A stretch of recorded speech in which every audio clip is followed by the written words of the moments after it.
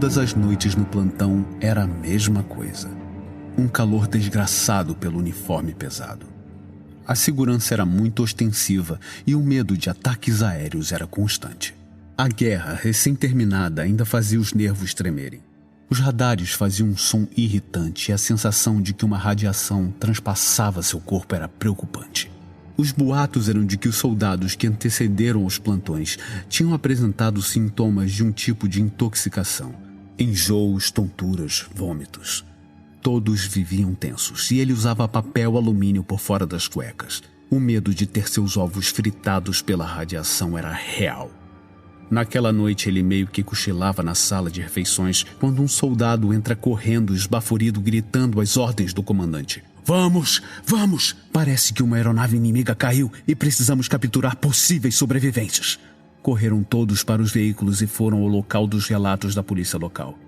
Depois de alguns poucos quilômetros, chegaram a uma clareira no deserto do Novo México. Ele ia dirigindo o primeiro caminhão, ao lado do superior da missão, e estacionou a poucos metros dos destroços. Nunca tinha visto aquele tipo de aeronave. Na verdade, nunca tinha visto nada parecido com aquilo. A nave era arredondada num formato de pera invertida e estava com um rombo na lateral, onde entraria um carro. Entraram em formação de ataque e ele foi o primeiro a entrar. As lanternas iluminaram um ambiente que parecia estranhamente o dobro do tamanho que se mostrava por fora.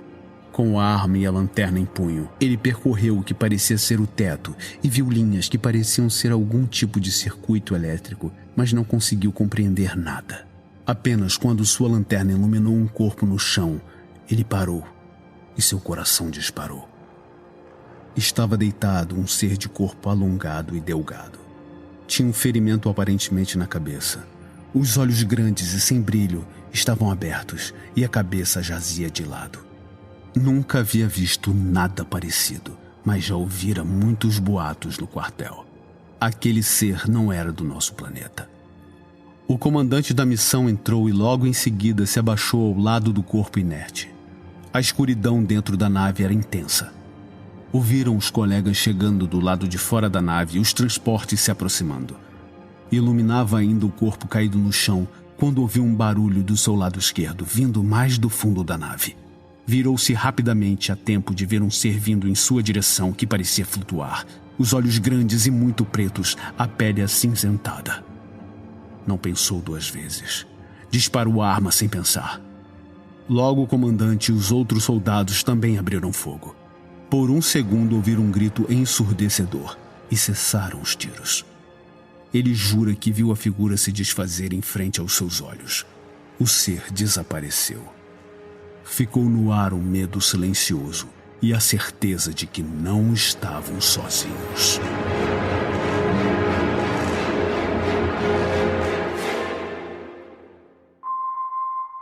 Paranormal FM.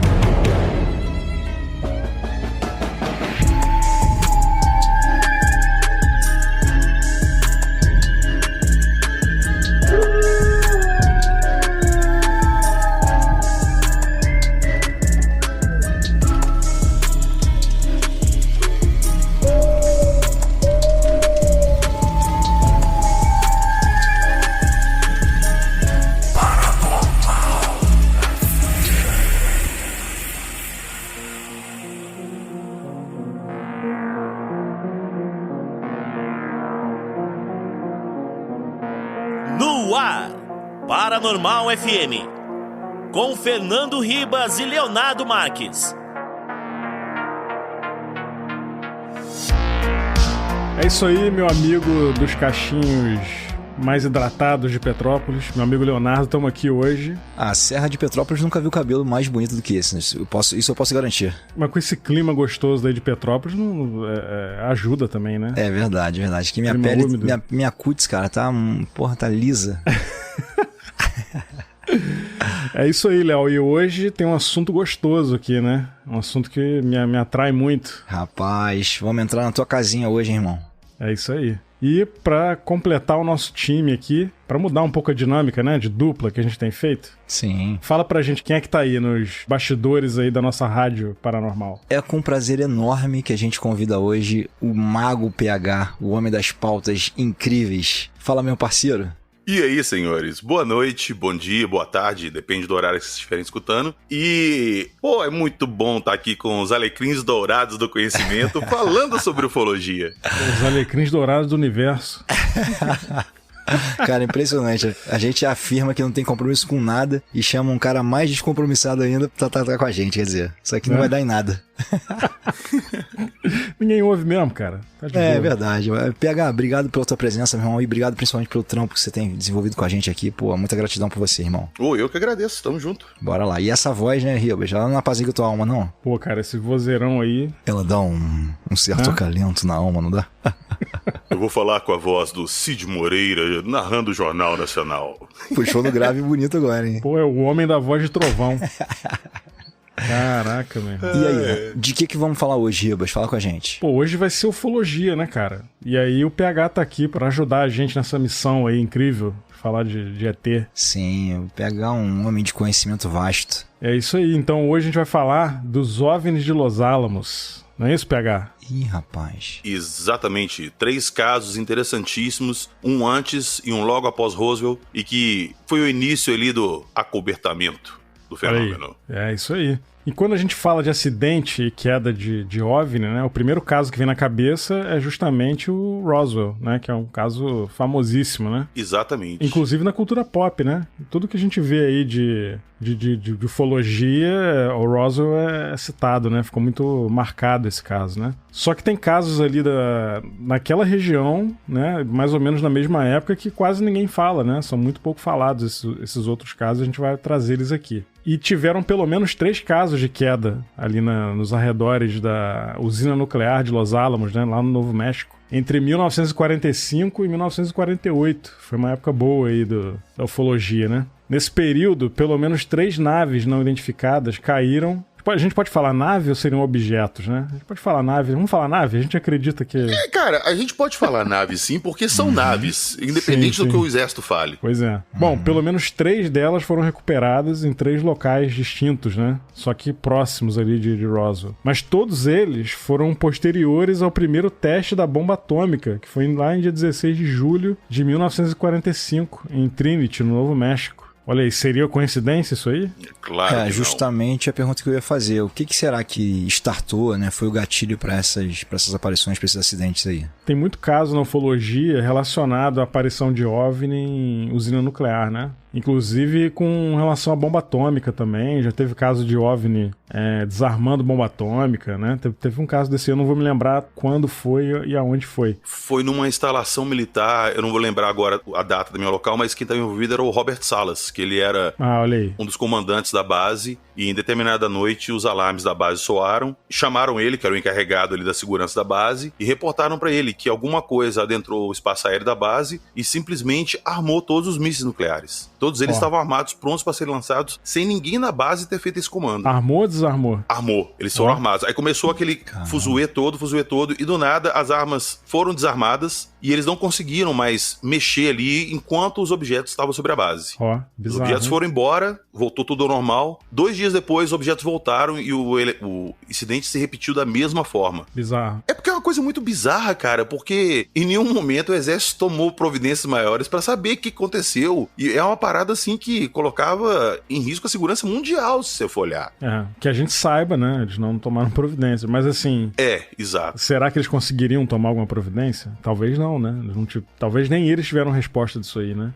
Mas tem uma coisa, Léo, que é muito recorrente na ufologia, que é essa mensagem, né? Do tipo, vocês estão acabando com o planeta, a bomba nuclear pode acabar com a Terra, coisas desse tipo, né? Sim. E aí existe uma teoria de que esses seres aí, eles tentam influenciar para que a gente não use bomba atômica e não coloque a Terra em perigo, né? Eles alegam que a Terra é um planeta muito raro no universo, que é um planeta que pode abrigar vida, né? Vida como a gente conhece, né? Vai ver, a Terra tá tombada pelo patrimônio histórico intergaláctico. Verdade, pode ser. Pois é. Ou talvez não queiram que a gente tenha um conhecimento de armas tão poderosas que no futuro possam atacar algum planeta diferente, talvez. Talvez, né? Vai saber. É. Mas isso tudo aí é só teoria, né? Na real, a gente não sabe o porquê disso aí. Talvez até... Porque, por exemplo, se você vai viajar para outro planeta e você chega lá, tem uma organização social, tem seres vivendo lá. E aí, tipo, acho que a primeira coisa que você vai querer pesquisar é a parte bélica, né? Qual o poder que essas criaturas têm de ataque ou coisa do tipo, né? Partindo da premissa que você tá indo lá para estudar outra raça, né? É uma teoria. E talvez eles até desarmaram e armaram essas bombas aí meio que sem querer, né? Pode ter sido algum efeito que o objeto causou quando tava pairando por cima da base, vai saber também, né? Ou foi de propósito, ou não, Exato, ou não, ou então foi de propósito. Fala assim, vamos lá, a gente consegue parar esses malucos? Conseguimos. Beleza, então ligue de volta e deixa eles aí e depois a gente volta. Pode ser. Sem dúvida, faz muito sentido. Se você tá indo explorar um local, acho que a primeira coisa que você vai tentar detectar é qualquer ameaça à sua integridade ali, né? Isso e aí. A partir daí você monta uma estratégia pra se aproximar ou não, né? Ou, como assim, eu tenho na minha mente, montar uma base aqui e ficar estudando por muitos anos, né? É isso aí. Inclusive, tem muito avistamento de OVNI na Segunda Guerra Mundial, né? Tem, muito. Os Foo Fighters, cara, os Foo Foo Fighters. Fighters, exatamente. Foo Fighters eram luzes que apareciam perto dos aviões inimigos, né? Inimigos assim, porque os Estados Unidos achavam que era coisa dos inimigos e os inimigos achavam que era coisa dos Estados Unidos. Com o final da guerra ali, em troca de informações, descobriu-se que não era de ninguém. Pois é. Estranho, parece um monitoramento do que tá acontecendo ali da guerra, né? Uma cobertura, né? Parece, tá rolando a guerra ali, vamos lá ver o que é isso aí, né? Isso, eu digo uma cobertura jornalística, né? Os caras estão ali, pesquisando, vendo o que tá rolando, né? Pois é. E talvez fossem até sondas, né? Às vezes nem eram naves tripuladas ou coisa do tipo, né? Sim. Eu comentei com o Jackson Camargo outro dia que, pra mim, os Foo Fighters foi tipo o que aconteceu na noite oficial dos OVNIs. Parecido, né? Bem parecido. Parecido, né? Que inclusive tá acontecendo agora no Brasil, né? Aconteceu recentemente aí umas luzes aí. Algumas descobriram que era o Starlink, né? Exato. Né? Mas a gente não sabe se todas as aparições são Starlink, né? Que são os satélites lá do nosso amigo Elon Musk. O Lex Luthor da vida real. O Lex Luthor o caminho do Elon Musk, sem dúvida, é ser um super vilão, velho. Ah, claro, cara, claro. Com certeza. Sem dúvida. E a adoração que o nego tem por esse cara. Cara, ele tem o perfil todo do super vilão, todo. Tá assim, traçado. Sim. Cara, o cara tá implantando chip em seres humanos agora, no cérebro. Tipo, que ideia errada, cara. Né? Quem em sã consciência vai colocar um chip do Elon Musk no cérebro? Muita gente quer, é impressionante isso. Eu colocaria, desde que no meio da meu aprendizado de Kung Fu ali que eles implantariam no meu cérebro, eu não visse uma propaganda de absorvente. Eu ia gostar. Cara. Aí o estagiário lá esbarra num fio lá, manda um choque pro teu chip e tu morre. Porra, cara, vou te falar, que doideira, né? Mas pra muita gente aí, esses chips já estão implantados com a vacina, velho. Não vamos entrar nisso. Deixa eu pegar meu papel alumínio aqui, deixa eu fazer um chapéu. Peraí. Boa.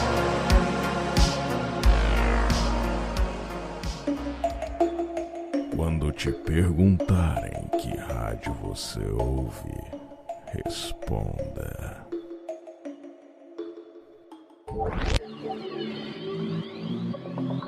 ZYP23, Paranormal FM.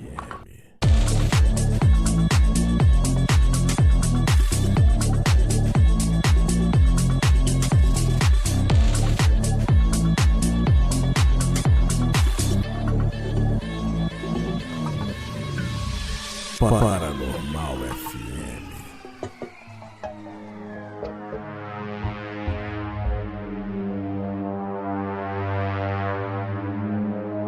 Bom, já percebi aqui que esses acidentes, né, aconteceram no Novo México, perto da planta nuclear de Los Alamos, mas tem uma cronologia, né? Eu acho que seria legal começar pelo começo, né, PH? Fala pra gente aí.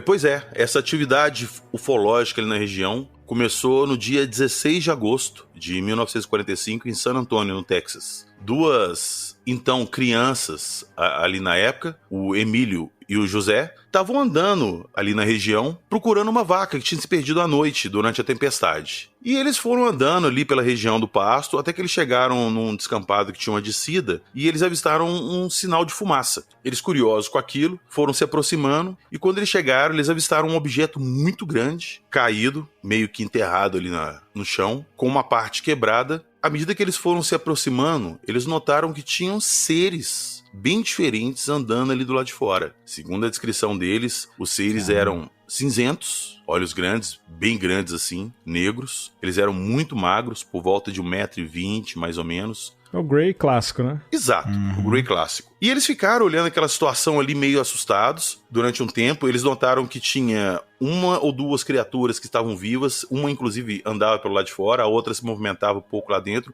E eles viram que tinham outras mortas lá. O Remígio quis descer, mas o José não deixou ele descer. Falou, não, você não vai. E eles resolveram voltar para a fazenda e avisar o pai. Eles chegaram lá, assustados, contaram pro pai o que tinham visto. O pai deles voltou lá com eles para poder ver se era realmente verdade. E ele avistou o que os meninos tinham visto.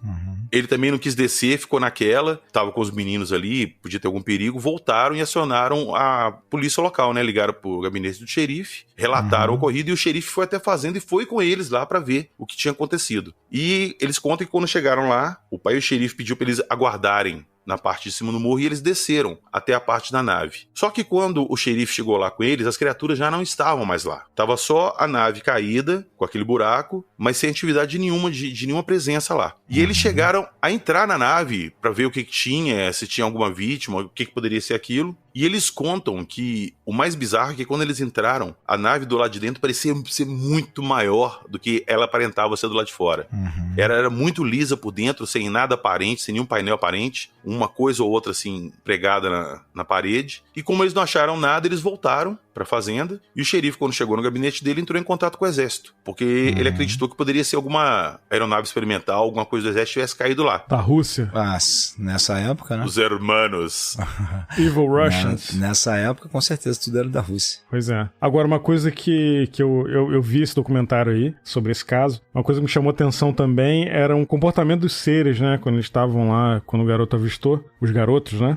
Eles contam que eles pareciam que estavam conversando entre si e era um barulho meio de zumbido, né? Um barulho esquisito. É, eles falam que parecia que o barulho que eles faziam era tipo de coelho quando tá machucado, alguma coisa assim, um zumbidinho. Caramba. Ó, bizarro. Tipo um squeak, tipo um... É, uma coisa assim. É, bizarro, né? Agora, o pai deles viu também os seres lá. O pai, sim. O xerife, que quando eles chegaram com o xerife, ele já não tinha visto mais as criaturas. Entendi. Mas aí ele avisou o exército, passaram-se 2 dias, o exército chegou no local e, cara, eles ficaram ali quase uma semana fazendo um rescaldo ali, tirando objeto, limpando a área, pegando destroços. E no último dia, quando eles colocaram a nave em cima de um caminhão, carreta, lonaram um caminhão, a nave ficou meio aparecendo assim por baixo da cobertura, né? Eles seguiram esse caminhão. Por quê? Eles falaram que eles queriam guardar alguma lembrança, alguma coisa daquilo pra provar que a história deles era real. Eles quem? Os meninos? Os meninos, o José e o Remy. Beleza. Agora, o senso de urgência desses militares aí é zero, né? Os caras demoraram 2 dias pra ir lá, cara. Ô, Rimas, mas olha só, era uma região bem isolada. Porra, 2 dias. Mas, cara, não tinha antes nada. De repente, caiu alguma coisa tudo boa. bem. Mas se eu sou militar, tô lá, sei lá, jogando sinuca no bar, eu vejo um cara, caiu uma nave alienígena, largo eu tô fazendo na hora e vou. Mas, cara, aí eu vou defender. Eu duvido que o relato do xerife foi que caiu uma nave alienígena. Ele falou que deve ter avistado alguma coisa caindo que ele identificava como sendo do exército. Até porque, cara, a gente tá falando de antes de Roswell. Essa cultura de alienígena, de nave espacial, não tinha ainda. Tudo bem, que fosse algo da Rússia. Exatamente, isso que eu ia realmente. falar. Eu ia falar isso, perto de uma base nuclear. Pô, cai uma aeronave, né? Independente de ser um OVNI ou não. Cai uma aeronave aqui. Pô, você tem que ir lá investigar. Pô, quem tá atacando, quem tá chegando. Bom, mas eu vou dar mais motivo pra vocês falarem mais mal do exército. Porque os meninos... Não passa pano pros milicos, não. Não vou passar pano, não.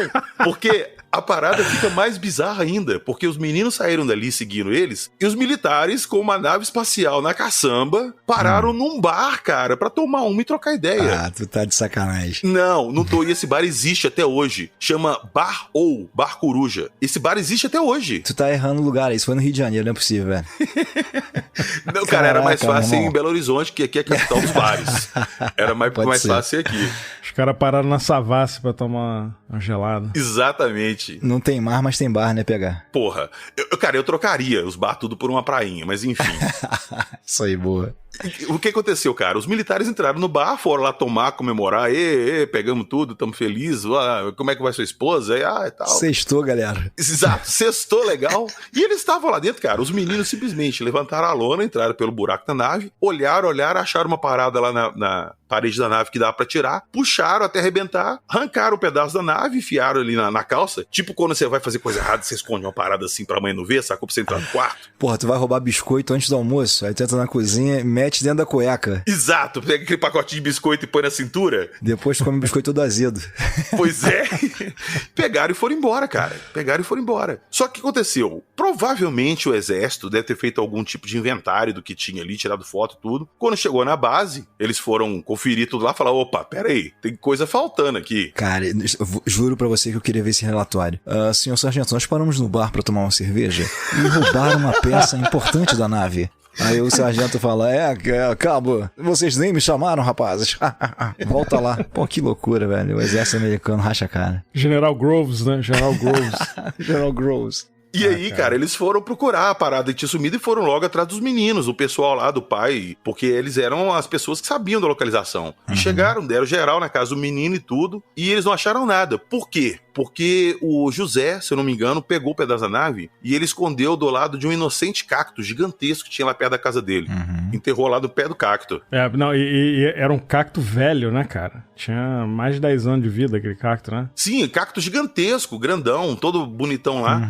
E, cara, o cacto secou total, assim, depois que eles enterraram essa parada. O cacto murchou e secou e morreu. E aquilo ficou lá um bom tempo, o exército não achou, sacou? Um tempo depois o José pegou e entregou isso pro Remídio, falou, fica com você. Só que, com o tempo, anos se passaram, eles deixaram esse assunto pra lá. O Remídio começou a ficar muito mal de saúde e entregou esse pedaço de volta pro José, que guardou com ele. E o Remídio acabou falecendo. E o José entrou em contato com o pessoal da MUFON. Contou essa história toda, o pessoal da MUFON. MUFON é um grupo, uma organização mundial. Ela existe setores dela em cada país destinados a investigar os casos ufológicos de cada país. Então, o MUFON de lá pegou, inclusive pegou um pedaço do material para fazer análise. Pois é. E a história é essa. E eles falaram que analisaram o negócio tinha um grau altíssimo de pureza de magnésio, que era uma parada que, inclusive, também, no caso do OVNI de Ubatuba, que caiu aqui no Brasil na década de 60, o Edson Boaventura pegou um pedaço também, mandou para analisar. E é bem próximo o que eles conseguiram. É uma liga de titânio muito pura, magnésio titânio, eu não vou lembrar agora, que é muito pura, é tipo 99,8% de pureza, que é impossível de encontrar na natureza, pelo menos naquela época. Agora, esse negócio aí deve transmitir câncer, né, cara? Se a parada definhou um cacto gigante, bem não pode fazer, né? Por que o menino que tava com... Menino já não era mais menino, envelheceu e tudo, mas por que será que ele morreu primeiro, quando ele tava na posse da parada? Ficou doente, tudo a ponto de entregar o negócio pro outro, né? Não sei, cara. Mas bem não deve fazer, né? Não. Porque, cara... Eu lembro até de um pequeno relato que um dos meninos fez pra aquela repórter, né? A Paula Harris, se não me engano, não é isso? Isso. A Paula Harris, ela era assistente do Alan Hynek, que era o cara que era o cabeça do projeto Blue Book. Ela é de descendência italiana e ela trabalhou com ele na Itália. Ela viajava com ele lá na Itália e ela era tipo uma tradutora. E depois disso ela passou a trabalhar direto com ele, virou assessora dele. Eu conheci ela em Toronto, aqui no Canadá, num evento que eu fui. Pô, que maneiro, que legal. E ela até falou do Gevaer na época, até, né, o nosso querido Gevaer faleceu recentemente, né? Uma perda grande pra caramba pra ufologia. Foi uma perda grande pra ufologia brasileira. Fica essa homenagem aí pra ele. Então, a gente tá aqui falando disso muito por conta da revista UFO, né, cara? Foi um marco aí pra quem gosta de ufologia. Formou uma geração de ufologistas, cara, a revista UFO. Com certeza. Bacana. Com certeza. Então, assim, essa senhora, né, a Paola, ela, até hoje ela investiga e tudo. Inclusive, nesse evento que eu fui, que ela tava, ela falou lá, e aí eu já não sei da onde vem isso, ou qual é a relação disso, mas ela falou que a NASA tá trabalhando num device agora pra enxergar o multiverso, outras dimensões. Caramba. Louco, né? Um negócio louco. Sim. Imagina, cara. Eu não duvido não, mas ela falou isso, ela deve ter acesso a alguma coisa, né? Eu só não duvido como eu acredito. Bizarro. É verdade. Mas o que eu ia dizer, na verdade, que eu chamei essa referência foi que um dos meninos achou um pedacinho de metal, né? Que ele dobrava e parece que o metal voltava à forma normal, não é isso? Ah, sim. Quando eles chegaram lá a primeira vez que eles viram lá o que tinha acontecido, eles chegaram mais perto dos troços, ele chegou a ver um pedaço no chão que ele pegou, ele amassou assim na mão, que parecia um papel alumínio, só que quando ele abriu a mão, o papelzinho foi, desamassou e voltou à forma original. Parecia um papel alumínio, né? Parecia um papel alumínio. Inclusive, ele fala que ele guardou esse papel alumínio no bolso. Eu esqueci de contar esse detalhe. Ele guardou esse papel alumínio no bolso dele, da camisa, mostrou pro pai. O pai pegou esse material, ficou com ele. E quando eles voltaram pro gabinete do xerife, a primeira coisa que ele fez lá foi mostrar pro xerife o material. E o xerife recolheu esse material. E eu não sei o que foi feito disso depois. Se o xerife entregou isso pro exército, ou se tá com ele até hoje, ou com algum parente, porque ele provavelmente já deve ter falecido. Não sei o paradeiro desse pedacinho. Sim, pode ser. Os meninos, se a Paula Harris ainda é viva, né? Os meninos ainda devem ter uma idade... Tudo bem, em 1945, quando eles eram jovens. O Remy morreu, ele já faleceu. O José, ele é vivo ainda. Ficou doente, né? Legal, bacana. Mas é só pra fazer esse link com a questão do metal, né? De ser um metal muito diferente, né? E é o mesmo metal que foi encontrado logo depois, em 47, no caso Roswell, que a gente vai falar mais pra frente aí. O relato é muito semelhante. Sim. Como se fosse outra nave da mesma frota, da mesma raça, alguma coisa assim. Pois é. Entendi. Inclusive, até essas quedas aí que aconteceram nessa época aí. Inclusive, a Paola falou sobre isso no evento, sobre os radares. Eles usavam os radares de micro-ondas ali nessa área, justamente para proteger de possíveis ataques aéreos. Esses radares confundiam os aviões inimigos, né? A instrumentação, exato. Inclusive fazia mal para a saúde esse radar de micro-ondas aí, era perigoso. Acho que, sei lá, não sei se causava câncer. Tudo causa câncer, né? É verdade. Mas, inclusive, a Paola Harris falou de Roswell, que inclusive teve um militar que teve um encontro com um alienígena naquela área lá, e aí o alienígena falou pro cara que era o radar que estava causando problema nas naves ali. Entendi. E aí elas caíam. Pois é, porque aquela região ela era muito monitorada pelo exército por causa da planta nuclear que eles tinham ali de Los Alamos, né? Que é o berço da bomba nuclear. Então o espaço aéreo é muito bem vigiado. E esses radares, eles usavam a tecnologia de micro-ondas, igual o Ribas falou, eles causavam uma puta interferência nos equipamentos de voo. Tanto que, logo depois que o projeto Manhattan terminou, ele foi desativado por volta de 69, se eu não me engano, todos esses radares foram retirados da região para não causar dano a aviões públicos que passavam, ou civis que passavam ali. Avião comercial, né? Avião comercial. Inclusive, na época que os radares estavam ativos, a base militar da região era avisada pelos controles de voo que tinha algum avião passando pela região e eles desligavam os radares para o avião poder passar sem ter nenhuma interferência. É nessa hora que o Tom Cruise passa com o caça dele. No filme, é exatamente nessa hora que ele passa com o caça voado. Deram mole. E alguém levanta o chapéu e acena pra ele. Aí ele dentro do caça dá aquele joinha assim pro cara. Mas vocês acham então que talvez esses radares tenham virado uma armadilha pra pegar a nave? Pode ser isso? Pra pegar ET. Não só pra derrubar, como pra matar. Mais pra frente a gente vai ver um caso aí que provavelmente passou a régua geral no ZT. Pois é. Bom, segundo a Paola, o militar que teve um encontro com uma criatura dessa, a criatura verbalizou isso pro cara. Não sei se foi mentalmente ou se foi falando. Ela falou sobre isso lá.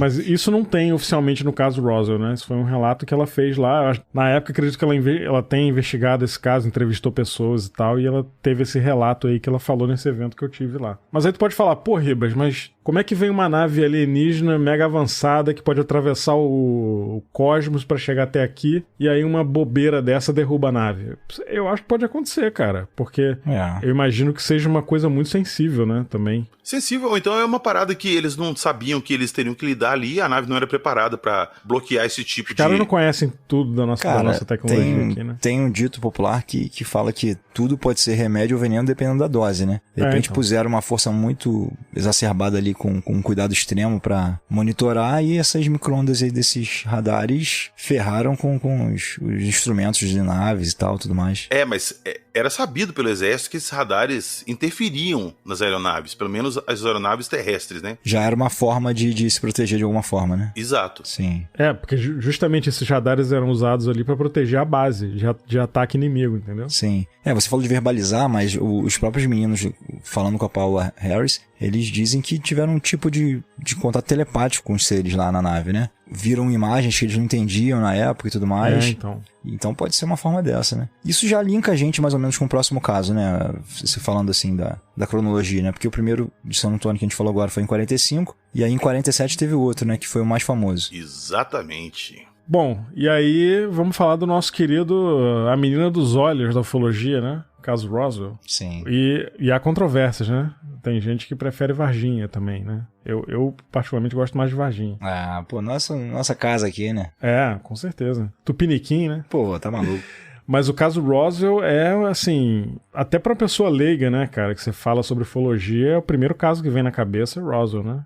Sim, é o meu caso, né? Não sou um cara que é estudioso, que sempre acompanhou como vocês aqui, então é um caso que realmente você fala, não, já ouvi falar, tenho referência e tudo mais. Pois é. Inclusive, teve coisa sobre Roswell no Arquivo X também, se eu não me engano, né? Então é uma coisa conhecida, inclusive na cultura pop, né? Sim, sim. E é bom lembrar também que Roswell foi um caso que, como o de San Antônio e o próprio Aztec que aconteceu depois, caíram no esquecimento durante anos. Depois que o exército desclassificou o caso e deu explicação bosta deles lá pro caso, o caso caiu no esquecimento. Até nos anos 80, quando o Stanton Friedman começou a reinvestigar o caso, e foi aí que começou a aparecer testemunhas e o caso foi parar na mídia e caiu na cultura pop. Mas ele ficou anos em ostracismo. Pois é. Mas aí tu tá desvalorizando o trabalho do SMIB, né, meu irmão? A gente já falou dos Men in Black aqui. Já, e inclusive por muita coisa não, a grande maioria que a gente vê hoje em dia de conspiração, de assuntos assim sobre ufologia na cultura pop, foi por causa de Roswell. Foi daí que vieram os Homens de Preto, ver a Área 51, ver essas histórias todas. Sim. Com certeza. Bob Lazar, né, cara? Exato. Mas conta aí, Ribas, como é que foi Roswell? Bom, Roswell foi o seguinte, aconteceu lá no dia 2 de julho de 47, o nosso amigo fazendeiro Mac Brazel, ele teve um avistamento durante uma tempestade lá na fazenda dele que fica em Roswell, né? Ele viu um objeto caindo numas montanhas que tem próximo à fazenda dele. E aí no dia 3 de julho, no dia seguinte, né, ele foi até o local e ele encontrou vários destroços lá. Ele recolheu algumas partes desse objeto, né? Ele voltou para a fazenda. E aí no dia 4 de julho, que era o feriado nacional americano, né? Equivalente ao nosso 7 de setembro, né? Independence Day. Pois é. Ele foi até um bar e aí ele mostrou... É engraçado que essas histórias envolvem bar pra caramba, né? Cara, não é que você tá falando daquela época que não tinha muita coisa na televisão, né? Pô, verdade. Não tinha nem muita televisão, né? Exato. Acho que não tinha nem muita televisão, na verdade. Pois é. Inclusive esse bar que o PH citou, ele tá aberto até hoje, e nessa época aí, ele era frequentado pelos físicos lá que trabalharam no Projeto Manhattan, lá com Oppenheimer. Caramba. E os caras que estavam construindo a bomba atômica iam todos pra esse bar aí, trocar ideia. É o hotspot, então. Sim. O famoso buraco quente. Imagina o que o bartender lá, o barman lá, não deve ter escutado, né? Tá maluco, velho. O cara sabia de tudo. O cara... Fim de noite, o bar vazio, ele limpando as mesas assim, colocando tudo em cima, e chega o cara lá bêbado assim pra tomar cedeira e fala assim, poxa, eu não consigo atingir a fissão. Como assim? Do que você tá falando? Não, esquece. O cara saiu de bartender pra diretor do FBI, direto. Direto, não precisou nem fazer teste, nem nada. Bateu no bureau e falou, cara, eu sei isso, nego. Pô, diretor, toma. Bom, o nosso amigo Mac Brazel foi pra esse bar e aí ele levou algumas peças com ele, né, desses destroços aí, e saiu mostrando pra galera lá, cara, do bar, né? Sim. Essas partes aí que ele encontrou, ele botou a boca no trombone e mostrou. Será que ele tinha ideia do que era? Acho que não. Na história, ele conta que achou que era um avião militar dos Estados Unidos. Pois é. Faz todo sentido, né, cara? Uma região militarizada ali, logo depois do final da guerra. Estados Unidos, pô, imponente porque tinha ganho a guerra, né? Destruindo lá as cidades japonesas e tudo mais. Exato. E o tráfico aéreo era muito comum na região, porque Sim. Uma zona militarizada ao extremo. Sim. Pois é. Bom, 2 dias depois, no dia 6 de julho, ele foi até a cidade, né? E aí ele entrou em contato com um xerife, chamado Wilcox, que é nome de xerife mesmo, né? Ele mostrou pra ele, cara, os destroços e contou a história, né? Contou que tava lá na fazenda, tava tendo uma tempestade e viu o objeto cair lá, perto das montanhas. Bom, o xerife mandou um fio, né? Passou um fio lá pra base aérea de Roswell. E aí quem atendeu lá foi um tenente da inteligência, um camarada chamado Jesse Marcel. E aí, cara, esse cara foi até lá pra ver os destroços, né? Pra conversar com o Mac Brazel sobre o que aconteceu. E aí, no mesmo dia, o Marcel, ele levou esses destroços aí pra base aérea. E aí ele contou tudo pro coronel comandante, que era o William Blanchard. E aí esse cara mandou o Marcel ir até lá onde caiu o objeto, lá na fazenda, e apurar melhor o que aconteceu ali, né? Talvez pra ver se tinha alguma marca no chão, né? Famoso chefe, volta lá e investiga melhor. Exatamente. Tipo... Vai lá você, exato. E aí, cara, ele foi junto com o fazendeiro, com o Mac Brazel, né? Eles voltaram até o local do acidente na manhã do dia seguinte. E aí, isso foi no dia 7 de julho, né? Que eles chegaram ao local lá. O Mac Brazel tinha recolhido lá os pedaços, né? E aí ele encontrou um campo, um descampado enorme com os destroços ali espalhados, né? E a maioria dos destroços tinham menos de 1 metro.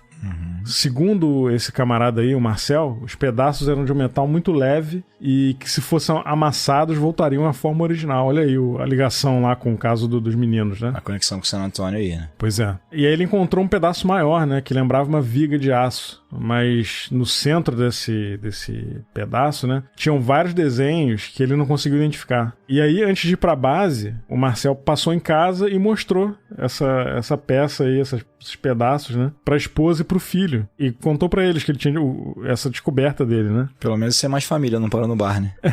Foi direto pra casa. Cara, o desprendimento dos militares é muito impressionante, velho.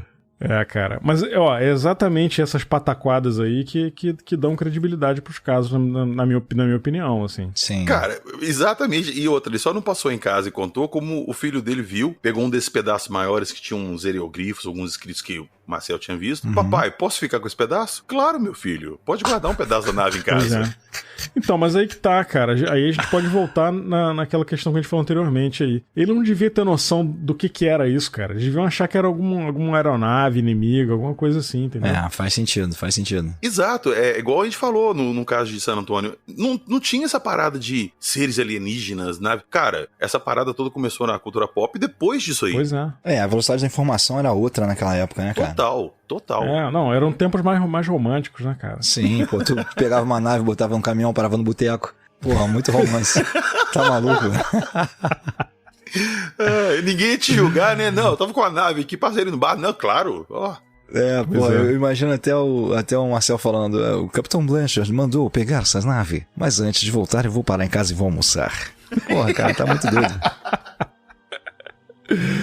E assim, devia ser tudo em preto e branco, né? Com certeza, né, cara? Chegou em casa da mulher dele com aquele cabelo todo, né, porra, como se fala? De laque. Com laque. Cozinhando um pernil inteiro. Exato. A mulher com aquele aventalzinho assim de cozinheiro esperando ele. Dando banho de manteiga no pernil, né? Gente. Não, mas é uma época, né? Um desenho da época, né? Dos anos 50, né? Sim, cara. Era machista mesmo. Sim. Bizarro. Cara, tem até um... Que horror, cara. Tem até um brinquedo antigo aí dessa época, dos anos 50, sei lá, que eu acho que é Batalha Naval, cara. E se você procurar no Google aí, você vai achar. A caixa do brinquedo é horrível, cara. É assim, o pai e o filho brincando, se divertindo, e a mãe e a filha lavando louça no canto, assim.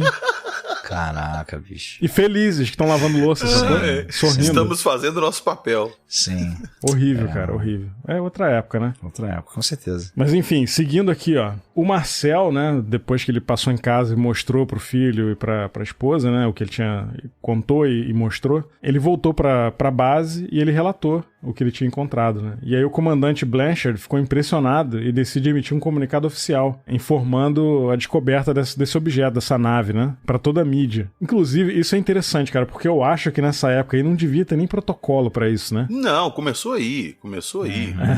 Tipo, o cara tinha um pepino na mão e o que eu faço? Vou falar com a imprensa.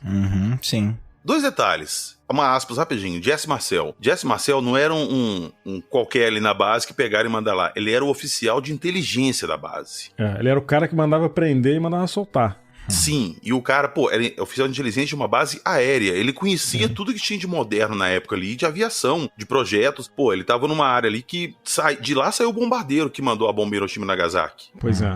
Então era um cara que tinha um puta conhecimento e que nunca ia se confundir com uma coisa tão trivial. E o comandante Blanchard também, ele também merece uma aspasinha, porque originalmente ele seria o piloto do Enola Gay. O Enola Gay foi o avião que mandou a primeira bomba atômica no Japão. Só que na hora ali acabaram mudando os planos e botaram outra pessoa no lugar. E ele ficou muito puto, porque ele queria que o nome dele entrasse pra história. Quando o Marcel chegou lá com esses pedacinhos de papel alumínio que voltavam à forma original, e ele, desconfiado que era uma nave alienígena, ele falou, poxa, é agora que eu vou pôr meu nome aqui na história. Vou brilhar, o pai vai brilhar agora. Exato, eu vou ser o primeiro a divulgar que nós pegamos uma nave. E o cara fez a merda aí de novo, as presepadas que o Ribas gosta de falar. Mas pataquada, né? Os caras Exato. fazem. Bom, e aí o tenente Walter Holt, que foi encarregado da comunicação da base, ele redigiu lá o texto, né? Essa declaração pública, né? Eles chamam de statement lá nos Estados Unidos, né?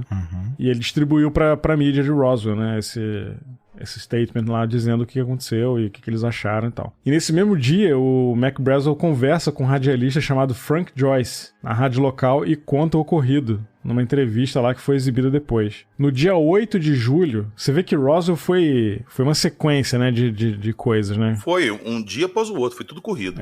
Foi uma bola de neve, né? Já ficou diferente em relação ao San Antônio, porque já houve mais agilidade, né, em ir buscar os fatos, né, pelo menos. Mas eu acho que aí o PH explicou, né? Sim. Mas você repara que essa agilidade na parada aí, no caso Roswell, não é porque o exército estava correndo atrás pra esconder, não. É porque a parada foi chegando e como não tinha um protocolo, o que foi chegando foi sendo divulgado. Então, à medida que a notícia chegava, a notícia já saía. É porque o Mac Brazel foi pro bar, cara. Quando o exército divulgou, já todo mundo sabia já. Pois a cidade inteira estava sabendo, né? Sim. Corria na boca pequena lá. Sim. Agora, cara, você imagina, a parada foi parar no jornal e na rádio. Eram os meios de difusão, de informação mais ágeis daquela época. E assim a notícia espalhou. Imagina, o Frank Joyce lá conta que ele não conseguia mais atender telefone na rádio, que ele atendia, desligava e tocava de novo. Era o dia inteiro. Sim, com certeza. Eu imagino o garotinho de bicicleta no dia seguinte, entregando jornal nas casas. Extra! Disco voador cai em Roswell! Aí, ó. É exatamente isso aí que eu imagino. Sim. Bom, no dia 8 de julho, né, a mídia começou a divulgar o caso ferrenhamente, né? A rádio local, ela relatou o que aconteceu, né, e a notícia se espalhou pelo mundo, né, cara? Ficou famoso mundialmente. E o jornal Roswell Daily Records, do dia 8 de julho de 1947, trouxe uma matéria de capa que o título era Força Aérea captura disco voador. Sim. É isso que o Blanchett queria, né? Acho que foi o objetivo dele alcançado aí nesse momento. Cara, você imagina de manhã você acordando, cenário bem americano, você acorda assim com aquela pantufa, uma meia, um hobby, uma caneca de café, sai na fumacinha assim, você vai na sua porta pegar o jornal, que o menininho, que nós acabamos de falar, jogou, na hora que você abre, você lê a matéria. Porra, pegaram um disco voador. Em Roswell, uma cidade deve ser pequena, né? Pequena, cidade pequena. Agora, eu acho, não sei se vocês vão concordar, vocês podem discordar, que isso, ao mesmo tempo que foi um negócio, uau, os caras botaram uma matéria dessa no jornal. Eu acho que esse sensacionalismo aí acaba sendo uma faca de dois gumes, né, cara? Porque pra ridicularizar isso aí também é muito fácil, né? Os caras podem falar, isso aí estão sendo sensacionalistas, não foi nada disso. Né? Foi fácil, exatamente por isso, foi fácil. Sim. Pois é. Sim. Bom, seguindo aqui, ó, no dia 9 de julho, o Marcel, ele foi convocado para se apresentar na base de Fort Worth, no Texas. E aí ele embarcou num avião cargueiro que foi guiado pelo piloto Robert Potter, juntamente com umas caixas contendo lá os destroços, né? E aí quando ele chegou nessa base, ele reportou tudo pro general lá, Roger M. Ramey. E aí o general avisou pro Marcel que eles iam dar uma coletiva de imprensa para explicar o que aconteceu. Nisso aí, quando chegou nesse ponto da história, o caso de Roswell já tava famoso nos Estados Unidos inteiro, né? Já deviam estar no mundo, cara. Já tá famoso no mundo. Pois é. Bom, e aí ele falou pro Marcel que ele deveria ficar calado enquanto o Ramey estivesse falando lá nessa coletiva de imprensa, né? O general Roger. Nessa coletiva, o Marcel ficou em choque ao perceber que ele deveria posar para fotos ao lado dos destroços de um balão meteorológico. Aí ele falou, mas foi isso aí que eu achei, né? Então ali já começou ali a raiz do acobertamento ufológico no meio militar americano, começou ali, né? Sim. Naquele minuto começou a parada. Exatamente. Bom, o Ramey explicou que se tratava de um balão e disse que o Marcel havia se confundido. Ou seja, botou o cara numa calça riada bonita, né, na frente de todo mundo. Exato, cara. O Jesse Marcel, oficial da inteligência. Como que esse cara não se sentiu falando que o que ele fez, sei lá, cara, a gente tá falando uma parada que correu o mundo e que, poxa, estão falando que o idiota ali que viu um negócio e confundiu. A cara do Marcel, essa foto é clássica, que ele tá segurando os destroços, olhando pros repórteres. A cara dele na foto tá nítido ali. Tipo assim, caralho, velho, o que vocês estão fazendo? Do que vocês estão falando? Foi aquela cara de alguém peidei, né? Exato, cara. Fica nítido ali que ele tá, assim, muito incomodado com aquilo. Pô, com certeza, né, cara? Sim. A carreira dele meio que entrou numa descredibilidade fodida depois disso. Fizeram com o Marcel o que fizeram com o Jim Carrey naquele filme As Loucas Aventuras de Dick and Jane, né? Que bota ele pra fazer um anúncio lá ao vivo e a bolsa de valores explodindo e as ações morrendo. Explique o que vocês estão fazendo. O cara, porra, ao vivo não sabe o que falar, né? Chega na empresa, todo mundo indo embora, queimando papel e o cara... Um caos, né, meu irmão? Foi isso que aconteceu com ele, cara. Com certeza, cara. O cara serviu de bode expiatório ali, né? Sem dúvida, sem dúvida. Não, isso aí, quando ele foi pra lá encontrar esse general, cara, isso já devia estar tudo já certo do que ia acontecer, né? Sim. Tipo, ele não foi pra lá à toa, né? Sim, com certeza. Recentemente, cara, um programa do History que tava fazendo uma reconstituição do caso Roswell, pegando novas testemunhas, pegaram um programa de computador e você vê nas fotos aí desse caso, desse dia, com o Marcel lá, o Ramsey tá do lado dele. E o Ramsey tá segurando um papel na mão, que parece ser um comunicado do exército. Uhum. Os caras conseguiram pegar, dar um zoom naquilo e realçaram o que estava escrito e descobriram que o que estava escrito ali naquele papel do Ramsey era relativo à verdade. Que, teremos uma coletiva de imprensa hoje para tentar desmentir o fato de termos apreendido alguma nave de origem extraterrestre. Não temos relatórios de corpos e não sei o que, mas essa história não pode ser passada ao público. Isso está escrito no papel que ele pegou. É bizarro. Mas vamos desfazer a cagada que vocês fizeram botando isso no jornal. Exato. Falou assim, chama quem foi que mandou a matéria agora aqui na minha sala. Certamente rolou um balde de graxa nesses malucos aí, né, cara? Claro, sabe aquela parada que o cara chega nos desenhos assim e puxa a estrelinha do peito do cara? É, com certeza. Ah, sim, arranca e rasga, né? Arranca e rasga, exato. Fala assim, tchap. O Blanchard se salvou dessa aí também, né, cara? Não, cara, o Blanchard, ele nunca mais conseguiu mais nada. Ele foi tirado do posto dele lá e foi colocado numa outra função menor da base e a carreira militar dele acabou ali. Faz sentido. Mas é melhor do que ter sido ridicularizado, né? Na frente de todo mundo. Né? Claro. Exato. Cara, agora, isso aí deve ter sido uma ordem que deve ter vindo muito de cima no exército americano, né? Tipo, cara, o que esses caras estão fazendo? Olha a merda que esses caras estão fazendo, então resolve isso aí, né? Fala que chegou até o nível do presidente e essa ordem pra cala a boca, desmente isso, veio da presidência. Cara, um lapso de 2 anos, né, cara? Duas quedas, assim, consecutivas, né, praticamente. E na segunda os caras têm que ter um protocolo já, né, cara? Não é possível. Cara, mas você vai imaginar que vai acontecer isso de novo? Mas não tinha, né, velho? Cara, o senso de urgência dos caras não existia, né, cara? Era zero, velho. Era zero. Eu acho que o senso de urgência e essas paradas começaram aí. Uhum. Porque eles devem ter visto assim, porra, caiu de novo. Aconteceu de novo. E se cair de novo? Vamos nos preparar. Sim. O terceiro caso, inclusive, quase não foi pra mídia. Nós vamos falar dele mais pra frente, mas quase não foi pra mídia. Pois é. A gente vê aqui na linha histórica, aqui na linha temporal, que um lapso, né, de 31 anos depois, porque naquele momento eles abafaram o caso, né, mandaram essa matéria, descredibilizaram o Marcel, né, completamente. Só que em 78 teve uma reviravolta, né? Bom, em 1978, o saudoso Stanton Friedman, que é um conhecido ufólogo e físico nuclear, né? Ele faleceu recentemente. Ele descobriu que o Jesse Marcel estava morando perto de uma amiga dele que comentou sobre o caso Roswell na época. Ele não conhecia o caso. E aí ele tentou fazer contato com o Jesse Marcel e tentou marcar uma entrevista com ele, né? Só que ele teve que insistir muito pra conseguir, né? O cara realmente foi reduzido a nada, né, cara? E ele deve ter ficado um pouco traumatizado com isso aí, né? Depois do que aconteceu. O MIB chegou forte, né, irmão? O MIB chegou forte no Marcel. Não, com certeza. Com certeza. Inclusive, ele só aceitou conversar com o Friedman quando ele deu baixa. Quando ele aposentou, no ano seguinte, ele procurou o Friedman. Pois é, isso foi em 1979, um ano depois, né, que eles fizeram contato. O Stanton Friedman se encontrou com ele, né, e aí todos os detalhes que o Marcel contou pra ele, ele gravou. em áudio, acredito eu, né? E aí tinham nomes de outras testemunhas, um monte de coisa sobre o caso, né? E aí isso tudo aparece nessa entrevista que ele fez, né? E o Friedman se convenceu de que o relato dele era verídico, cara, né? E aí ele começou a investigar o caso 32 anos depois desse incidente aí de Roswell. E a história do Marcel é só o começo pra isso aí, né? Em 79, foi ao ar nos Estados Unidos um documentário chamado UFOs Are Real, que é OVNIs são reais. E o caso voltou pra grande mídia nesse documentário aí, né? Em 1980, tinha um tabloide chamado National Enquirer, fez uma matéria enorme sobre o caso Roswell e cita o nome do Jesse Marcel também. E aí, nesse mesmo ano, teve uma série chamada In Search For, que é Em Busca de, traduzindo aí literal para português, né?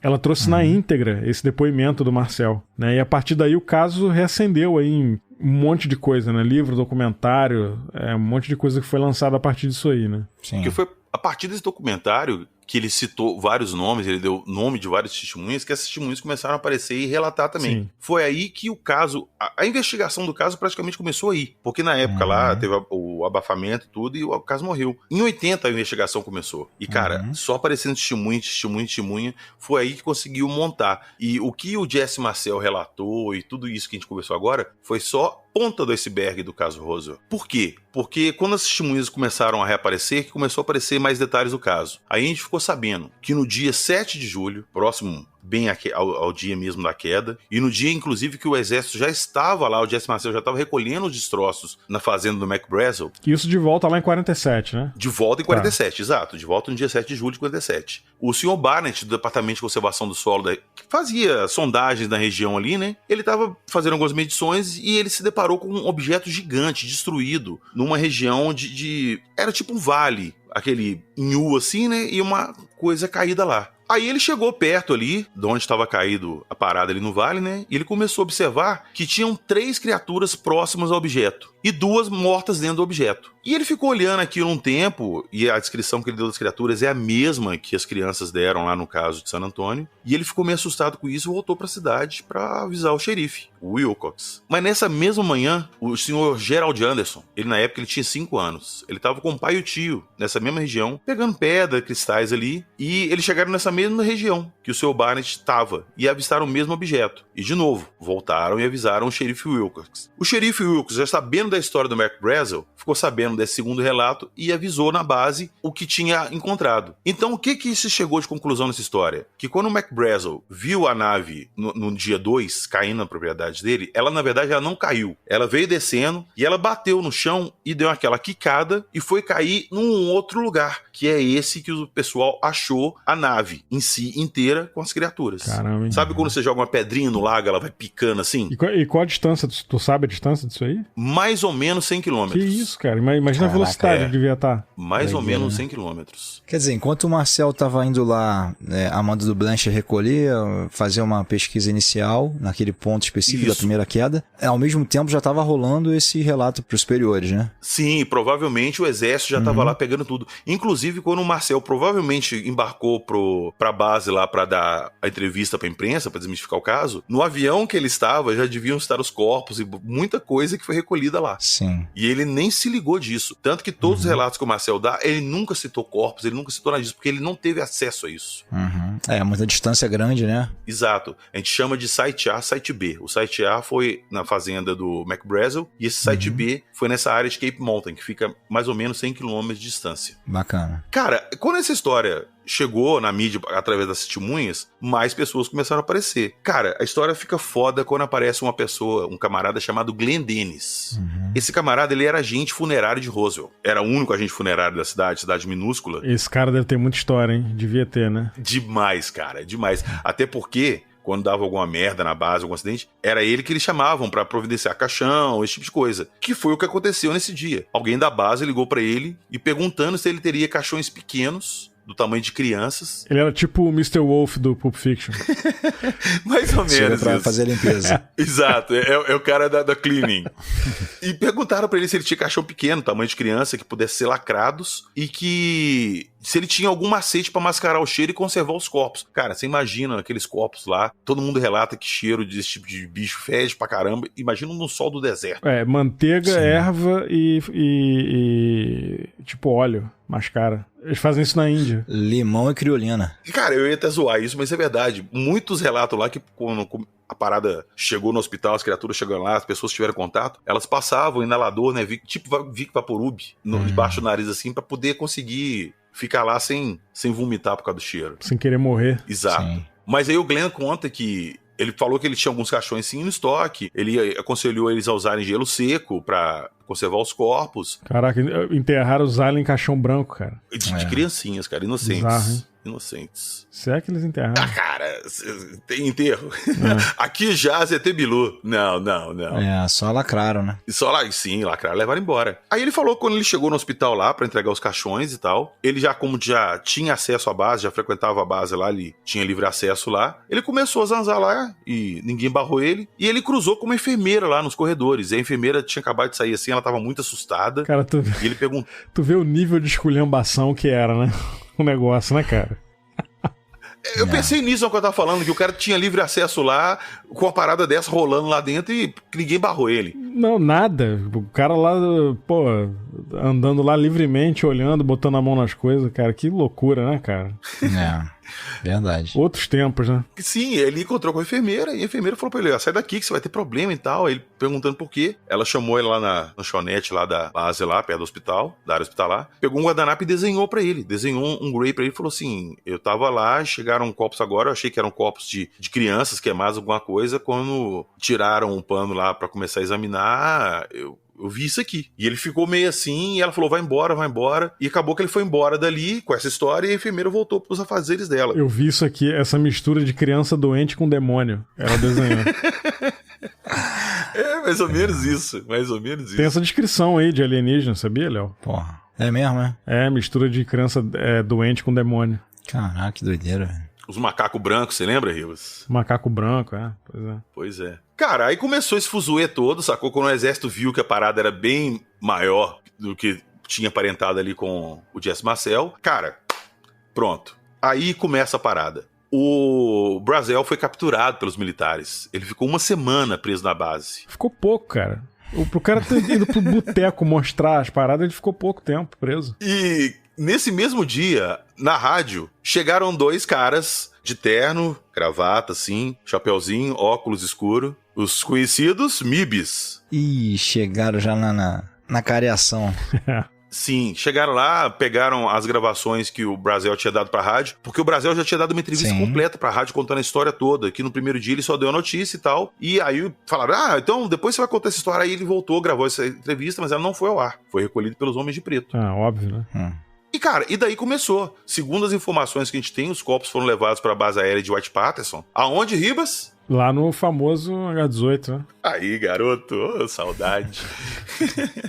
E em 55 foi criada uma instalação militar para poder estudar e tentar fazer engenharia nesses objetos que eles pegaram e tudo. Então, pra quem não sabe, essa base aí, a Wright Patterson, ela foi criada para fazer engenharia reversa em hardware inimigo de guerra, né? Tipo, eles, sei lá, abatiam um avião russo. Eles pegavam essa tecnologia e levavam pra lá pra fazer engenharia reversa e entender como é que os caras estavam desenvolvendo a tecnologia deles, entendeu? E aí tentar entrar um passo à frente aí na corrida militar, né? Então, essa base era conhecida por ter inovação de guerra, né? Tinha essa questão da engenharia reversa e tal, e eles desenvolviam muita coisa lá. Tudo que tinha de novo, em termos de material bélico, era desenvolvido nesse lugar. E então faria sentido mandar esse objeto que caiu lá pra esse lugar, né? Pra fazer a engenharia reversa e tentar entender. Já era bem discreto, né? Exatamente. Só que, na minha opinião, esse lugar começou a ficar pequeno demais pro tanto de coisa que eles pegaram, porque além desses 2 que a gente conversou, tem mais um ainda. Em 55 eles criaram uma instalação militar pra estudar isso aí e fazer engenharia reversa, igual você falou, nos objetos. E aí seria o tal do Hangar 18, que era um lugar dentro da base Wright Patterson, que era destinado pra isso, né, especificamente. Tá. Mas só que o que acontece? Acho que o hangar 18 começou a ficar pequeno, porque o hangar 18 era um dos hangares ali da Wright-Patterson que foi designado para armazenar esse tipo de material, suposto extraterrestre. Mas aí em 55 eles criaram um local destinado especificamente para estudar isso. E levaram tudo para lá. Esse local ele fica localizado no Lago Groom, que é o leito, um lado seco ali no deserto de Nevada, mais ou menos 135 quilômetros ao norte de Los Angeles. Como é que é conhecido esse local? Famosa Área 51, né? Exatamente. Aí, de novo, nessa época aí surgiu a Área 51. Mas aí até então ninguém sabia de Área 51, né? Nada, nunca. Não. Nada. Era um negócio ultra secreto.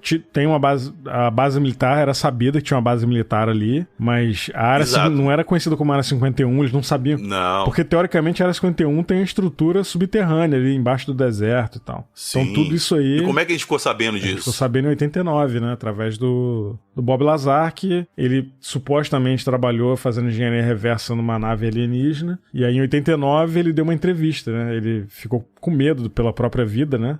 Aconteceram algumas coisas ali, e aí ele, pra se garantir, ele deu uma entrevista e botou a boca no trombone sobre o que estava acontecendo ali e tal.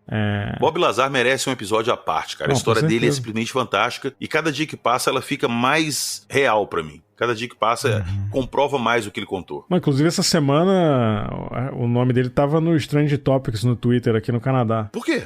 Porque saiu matéria aí dele falando que a história dele cada vez mais ganha credibilidade, né? Com tudo que tá acontecendo agora. Tô falando? Pois é.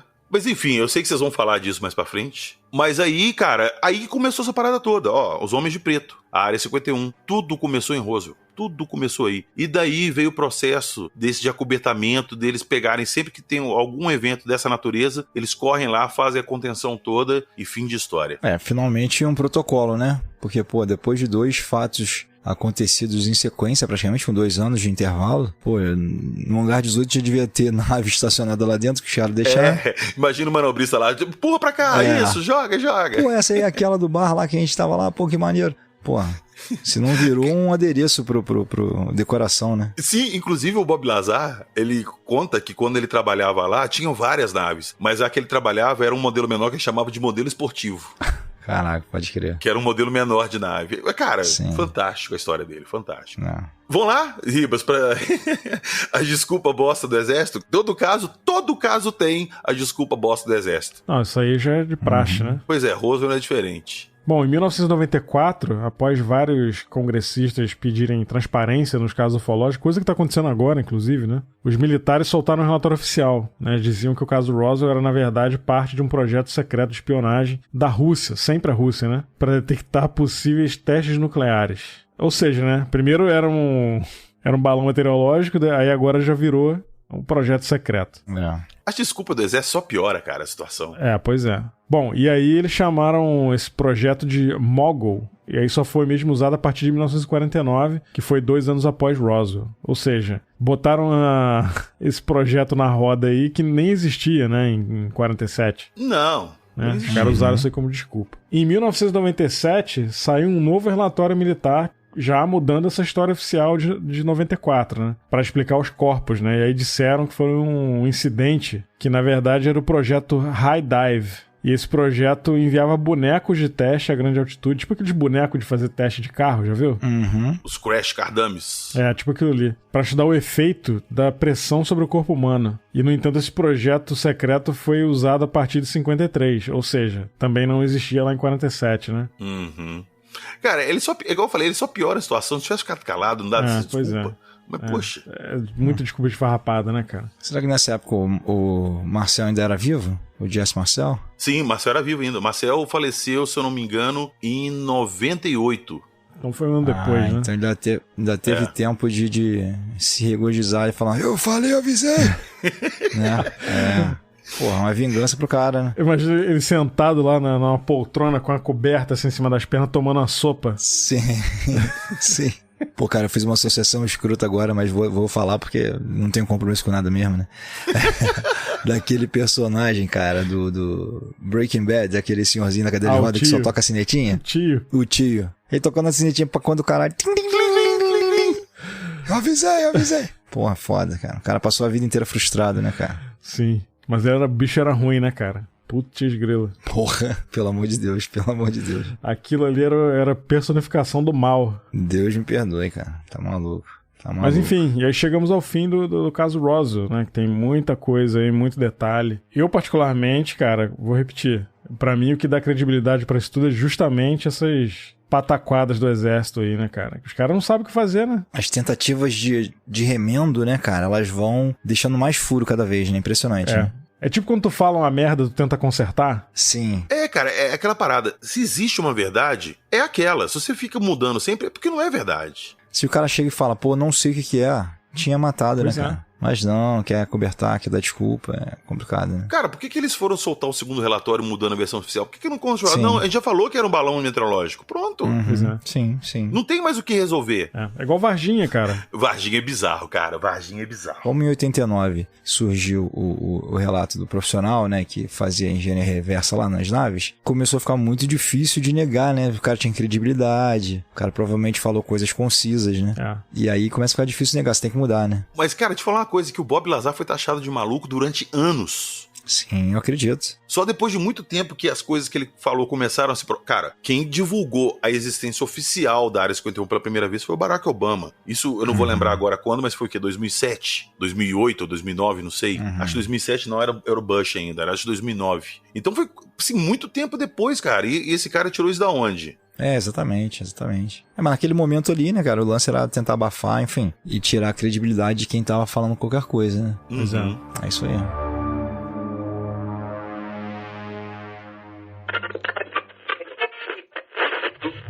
Quando te perguntarem qual rádio você ouve, responda ZYP23, Paranormal FM.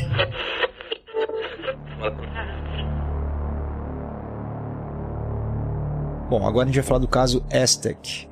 Não, acho que é Aztec, acredito, né? Aztec. Que inclusive é a marca do carro do Walter White lá, aquele carro horroroso que ele tinha. Nossa, verdade. Pô, é verdade, cara. É no Novo México, né? Essa ligação, não. Caraca, no Novo México. Porra, um dos carros mais feios já inventados. Horroroso, né, cara? Horroroso. Cara, na história da humanidade. Que carro horroroso, meu irmão. Eu vi um carro desse outro dia aqui. Tu tá de sacanagem. Vi, horrível, tirei foto e tudo.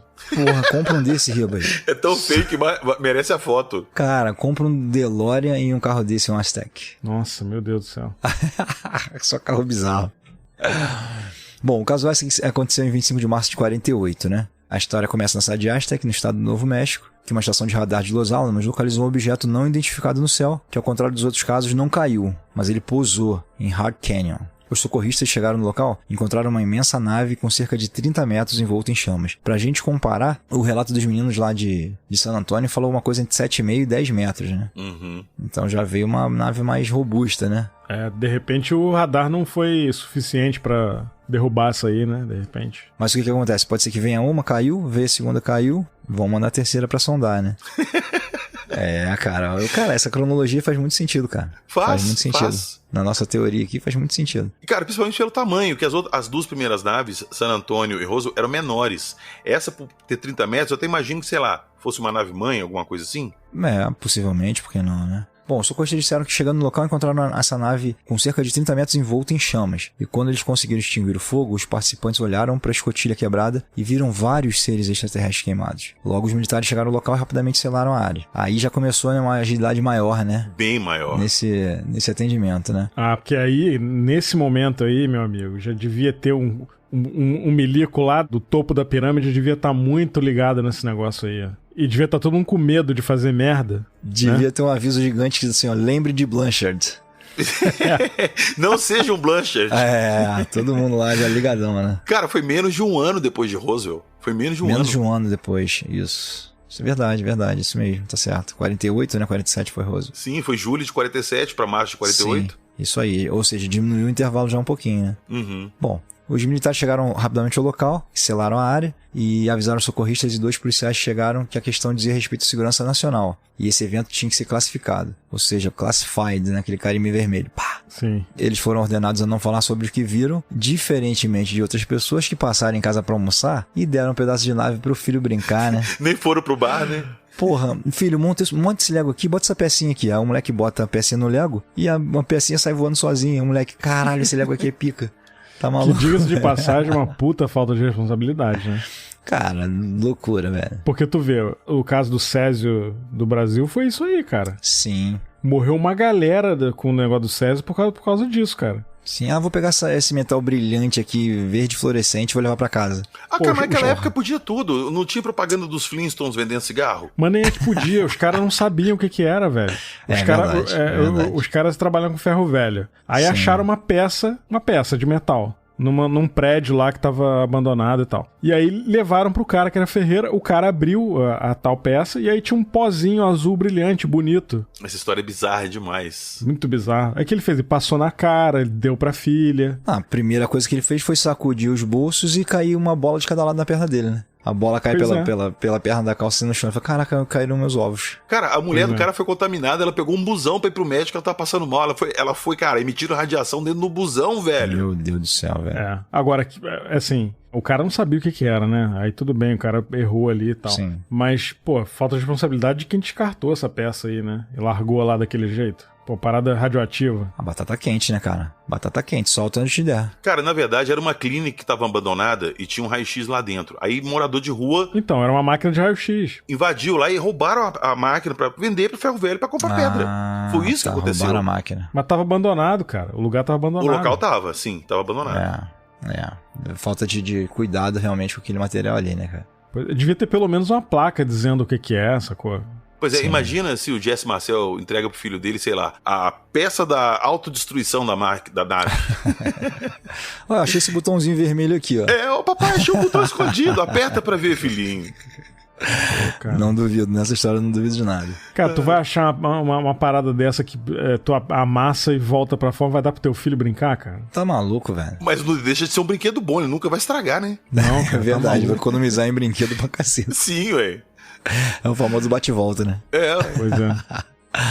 Bom, cara, esses militares foram avisados para não falar nada com ninguém. E eu, com certeza, tenho certeza absoluta aqui que eu posso dizer agora com conhecimento que eles foram visitados por homens de terno, mas enfim, não posso provar. Especula-se que a suposta nave alienígena foi abatida pelos militares e em seguida rapidamente limpou o local de provas, incluindo os cadáveres dos alienígenas. Inicialmente todo o material recolhido foi levado para uma base em Los Alamos, posteriormente sendo enviada à base aérea de Wright-Patterson, onde os destroços do incidente de Roswell supostamente foram guardados. De acordo com as testemunhas, a maioria dos trabalhadores da mina de gás e petróleo que havia próximo do local da queda, haviam cerca de 16 seres, e provavelmente todos eles morreram como resultado do acidente. Eles foram descritos como humanoides, com altura entre 91 e 110 centímetros e pesando até 18 quilos. Ou seja, as descrições batem, né, cara?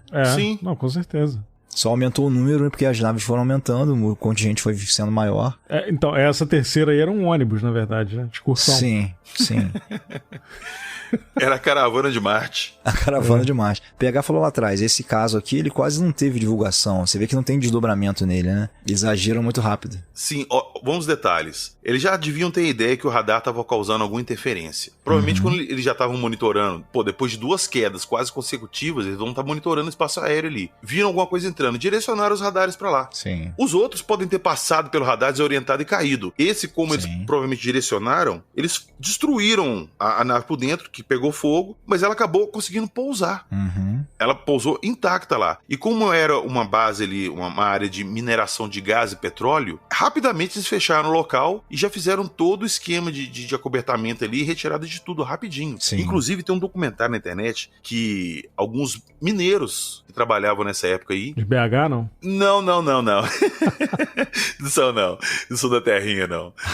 Vou dizer, esses trabalhadores do local, para não ser confundido com os conterrâneos, conta anos depois para ufólogos que foram lá investigar o caso, que eles conseguiram ver todo o processo de retirada da nave lá de cima, porque ela estava num platô, cara, do alto de uma montanha. Eles estavam minerando ali na beirada. Imagina um bolo assim que você vai tirando dos lados do bolo e vai ficando aquele pedaço em cima, entendeu?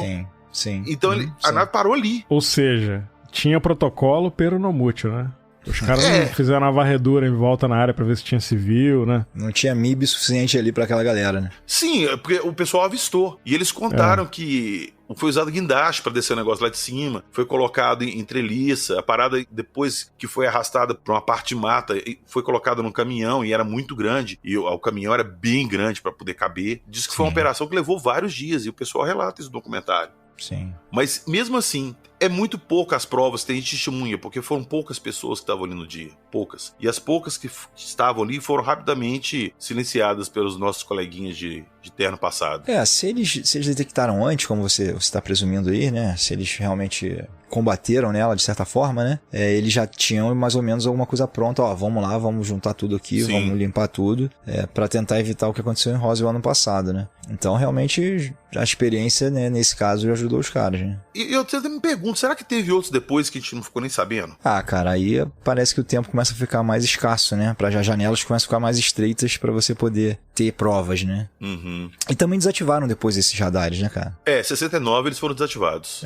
Então, aí, alguma coisa que aconteceu depois disso. De 48 pra 69 é muito tempo, né, velho? Exatamente. Pode ter rolado muita coisa nesse intervalo aí, né, cara, que a gente não vai ficar sabendo. Não vai passar cedo, mais né? nenhum, não. Podemos tirar? Podemos. Não vem mais, não. É isso aí, boa.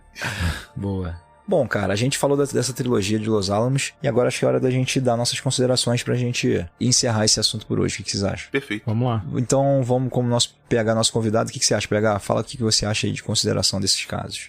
Cara, eu sou suspeito pra falar. Eu sempre falo pra todo mundo que se tem um caso que merece credibilidade, é a Roswell. E esses outros dois aí juntos. Pra mim, todo o protocolo de acobertamento, tudo que a gente tem hoje de coisa escondida do assunto, foi devido a esse caso. E também, como é um caso muito conhecido, segundo contam algumas pessoas que estão mais envolvidas no meio militar ali e político, tá pra ser divulgado um relatório aí do Pentágono que na verdade é a segunda parte de um relatório que foi lançado uma parte ano passado, né, Ribas? Isso aí.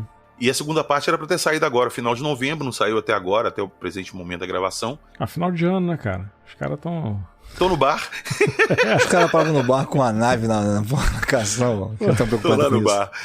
E provavelmente se especula que eles vão divulgar alguma coisa de Roswell. Sim, realmente caiu alguma coisa lá, a gente recuperou, a gente não sabe de onde é. E pronto, teorizam que não vão falar nada a respeito de corpos. Mas a chance deles confirmarem uma queda lá é grande, cara. Então sim, eu acredito muito nesse caso. Eu acho que esse caso merece muita credibilidade. Infelizmente foi um caso que ficou muito tempo esquecido até começar a ser investigado. Perdeu o timing ali de muita coisa que podia ter sido descoberta na época. Mas se viu pelo menos para abrir o olho da galera. Então eu acredito sim nesse caso.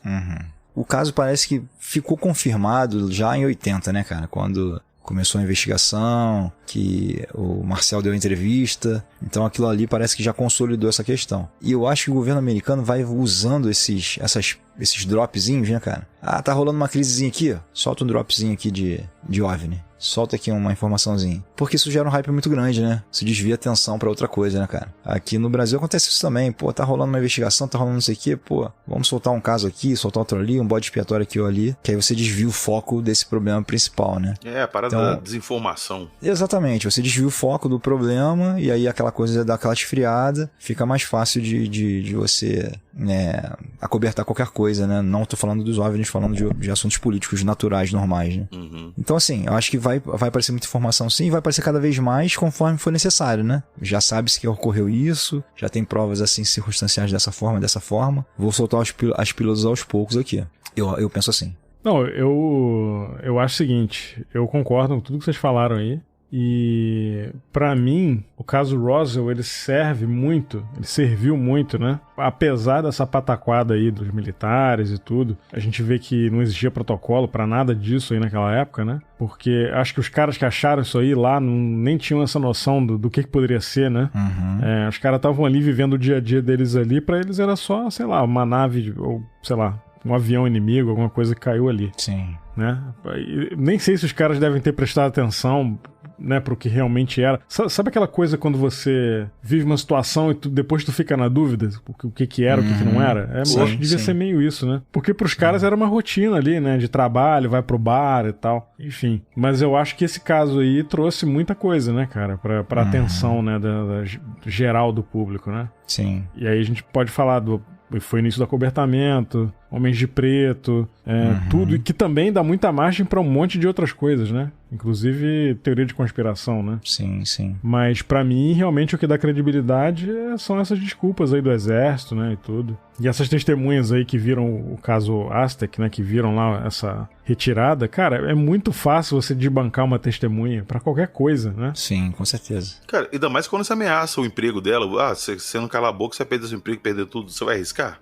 Não, mas além disso, tipo, trazendo isso pra um lado mais próximo da gente, a gente vê isso aí, cara, na atual situação política do Brasil, é muito fácil você não desbancar, mas botar em dúvida qualquer coisa, cara. Sim. É muito fácil você botar dúvida em qualquer coisa que seja, qualquer assunto. Sim. Você vê, cara, a gente tá aí em 2023, quase 2023, né? Tem gente que acredita em terra plana, cara. Né? E não é? É verdade, cara, é verdade. Então, é muito fácil você desbancar qualquer testemunha de caso ufológico, né? Isso aí, eu acho que os caras conseguem fazer isso aí. E, inclusive, essa pataquada deles e essas desculpas esfarrapadas acabam passando despercebido pelo público geral, né, cara?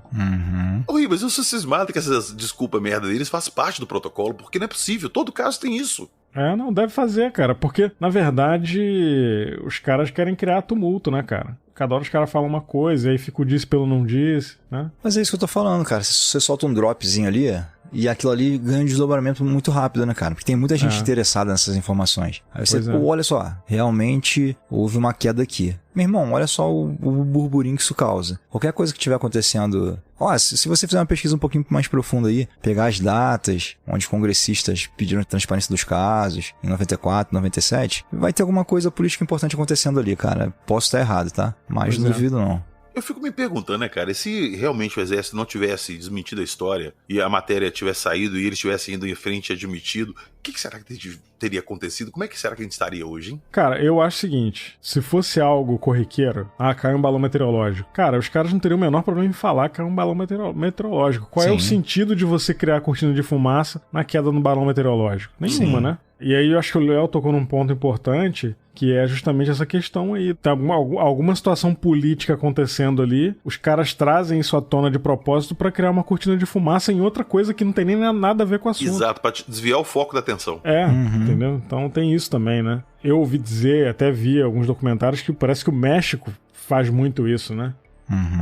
Tem aquela famosa revoada de OVNIs do México que estavam dizendo, eu ouvi dizer em algum lugar, não vou me lembrar aqui onde foi, em documentário, não me lembro, que uma das teorias é que aquilo ali foi inventado pelo governo mexicano pra criar uma cortina de fumaça em alguma situação merda da política da época, né? E aí isso aí serviu pra mascarar uma outra coisa. Sim, sim. Então, cara, a conclusão aqui é que governos mentem. É isso aí, cara. É isso aí. E militar é pau mandado de governo, né, cara? E vice-versa também, né? Dependendo da...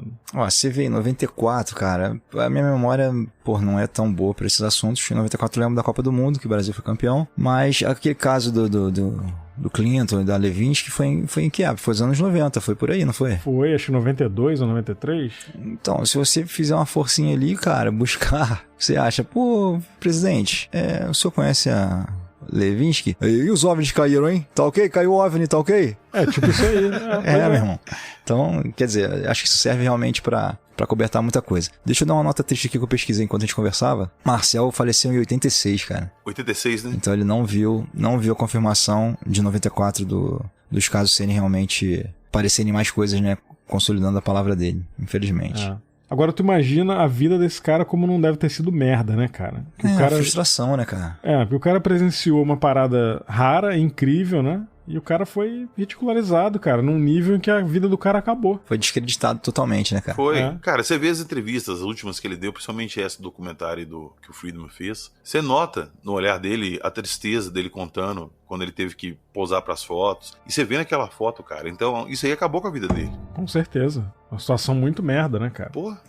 E, ô, Léo, você tava falando do Bill Clinton, só uma rápida curiosidade. O Bill Clinton tem se tornado, atualmente, um dos grandes defensores da liberação da documentação sobre incidentes ufológicos. Inclusive, então, uma das plataformas da Hillary, um tempo atrás aí, era justamente isso.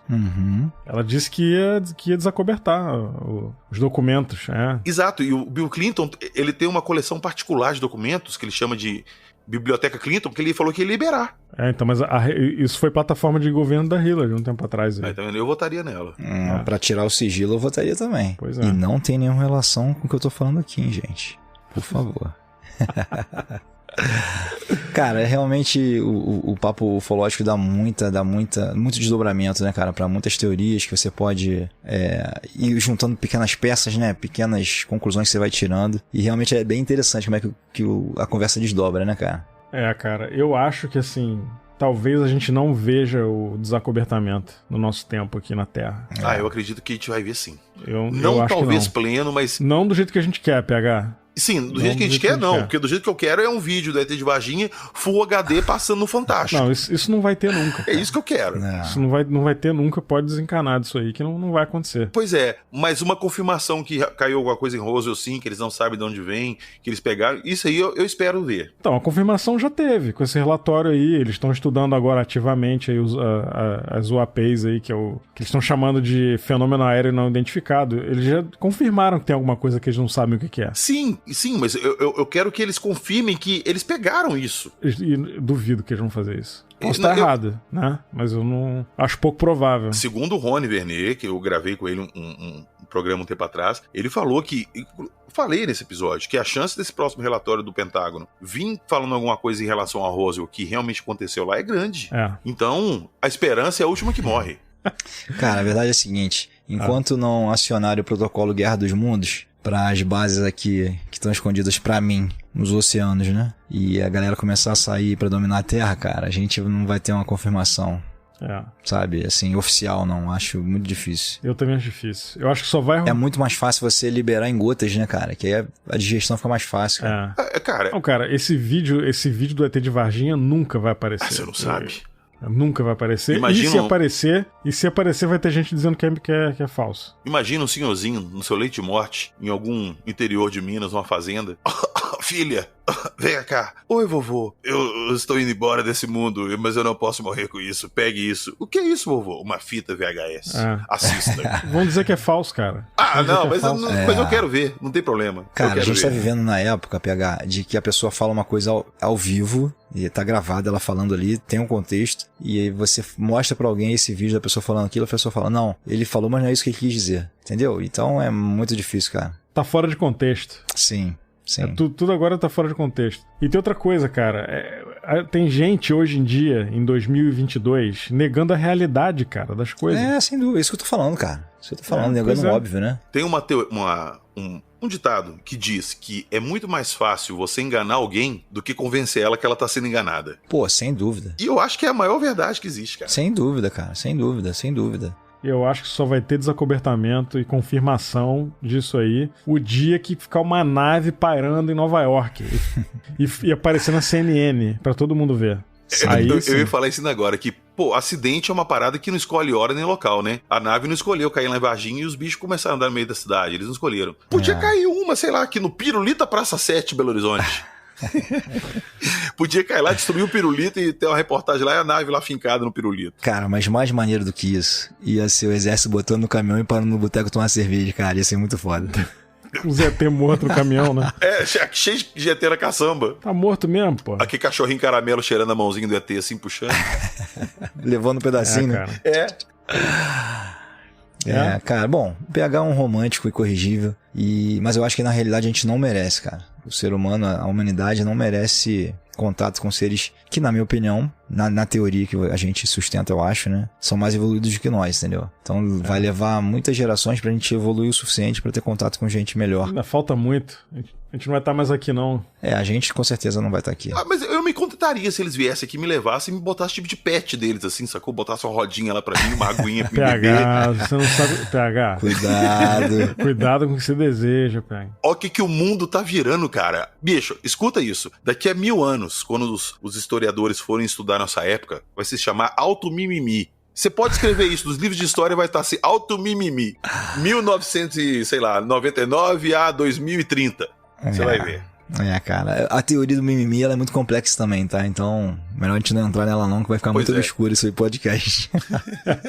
Cara, deixa eu fazer uma menção honrosa aqui. Primeiro episódio que eu participo com o Ribas do Paranormal FM, que ele não tem medo. Vocês repararam nisso? Cara, ele ficou 3 anos falando de ufologia. Se ele tivesse medo...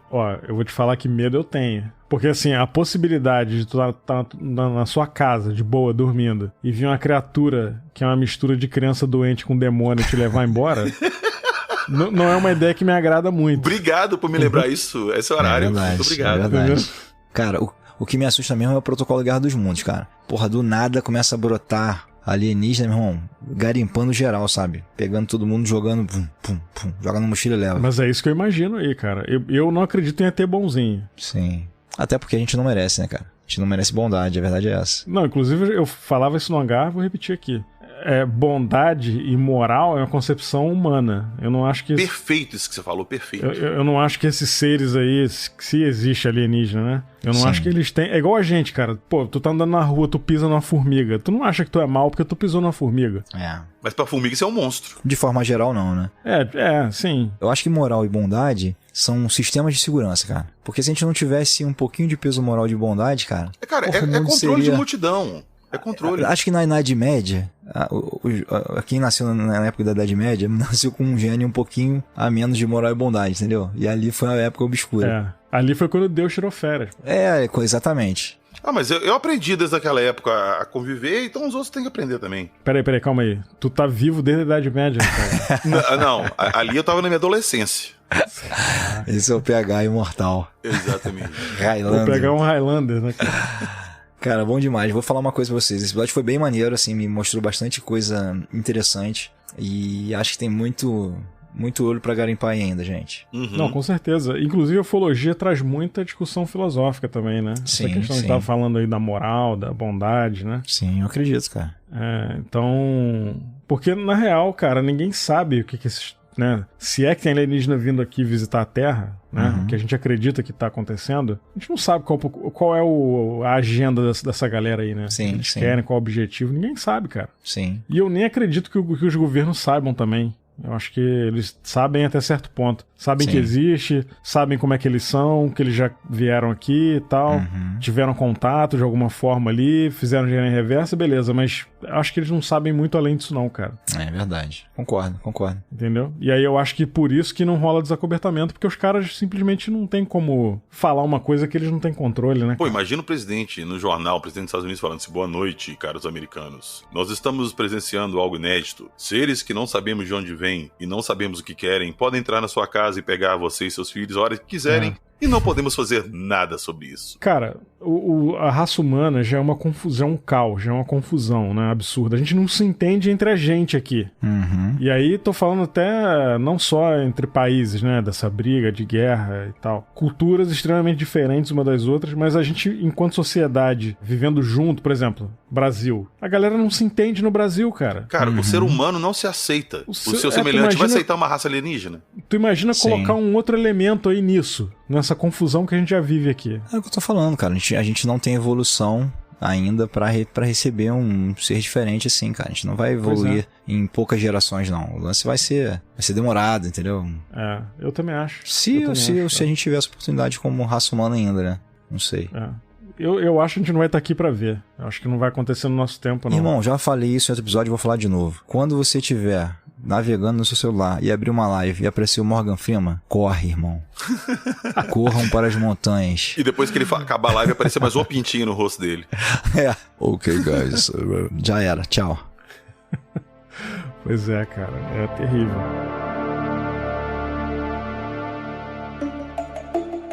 Quando te perguntarem que rádio você ouve, responda.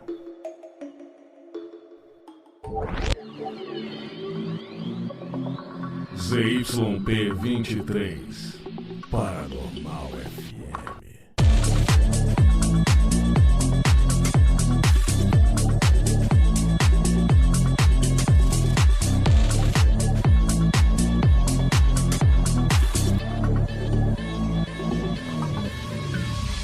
Paranormal FM.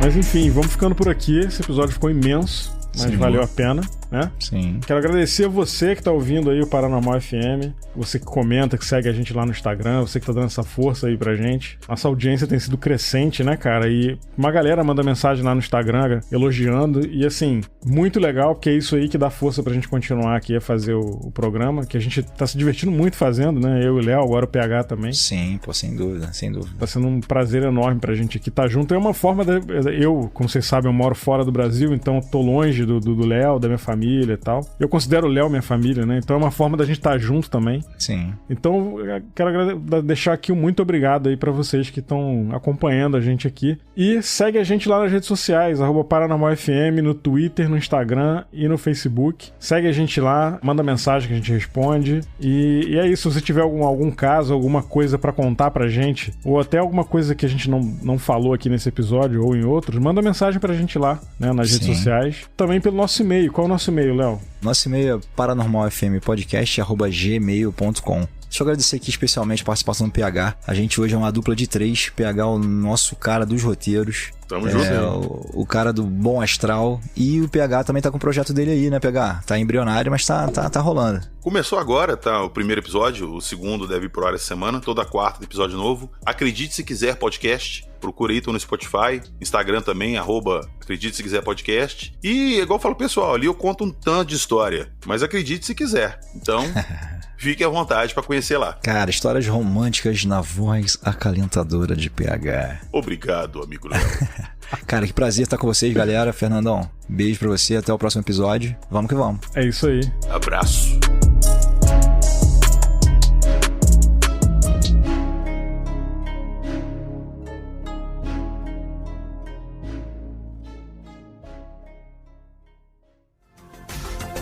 Este episódio foi editado por Atelas, soluções em áudio para podcasts.